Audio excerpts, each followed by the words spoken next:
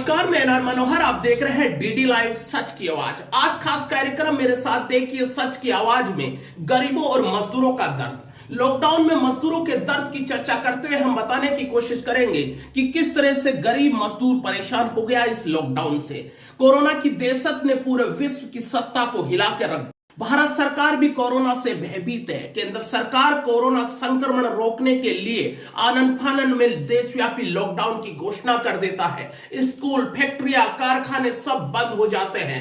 सबको घरों में रहने की हिदायत दी जाती है। अचानक देश का मजदूर गरीब वर्ग के सामने संकट आ जाता है। उसे समझ में नहीं आता है कि वो आखिर क्या करे। मजदूरों का काम बंद हो जाते हैं, खाने के लाले पड़ जाते हैं, मकान किराया, घर का खर्चा, इन सब की चिंता उसे सताने लगती है। अचानक देश का मजदूर वर्ग अपने गांवों की ओर पलायन करता है।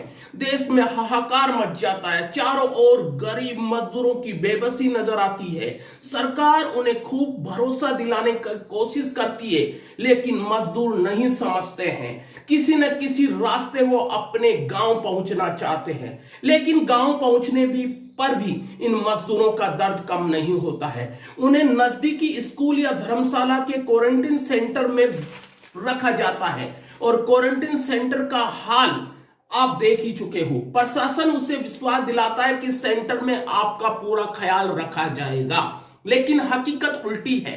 क्वारंटीन सेंटर पर मजदूरों के लिए बिस्तर तक नहीं है। मजदूर अपने आसपास से बिस्तर का जुगाड़ कर रहे हैं।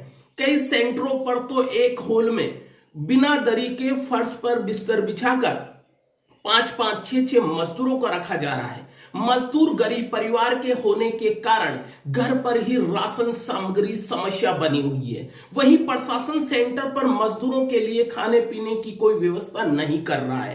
कई गांवों में मजदूरों की सहायता के लिए भामाशाह आगे आ रहे हैं, लेकिन दूर दराज ग्रामीण क्षेत्रों में ये भामाशाह भी नहीं पहुंच रहे। वहां मजदूर गरीबों की स्थिति बहुत ही दयनीय है। सरकार को स्थानीय प्रशासन से जवाबदेही दे करके गांव के मजदूरों के लिए समुचित खाने पीने की व्यवस्था करनी चाहिए।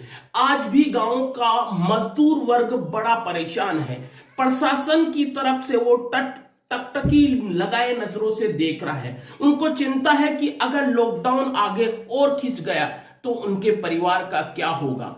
कहीं कोरोना से पहले भूख से ही वो नहीं मर जाए। इस तरीके से मजदूर और गरीब परिवारों का दर्द आज हमने आप लोगों के सामने लाने का प्रयास किया। इसी तरह रोज 9:30 बजे मेरे साथ किसी मुद्दे विश्लेषण पर देखिए सच की आवाज डीडी लाइव पर।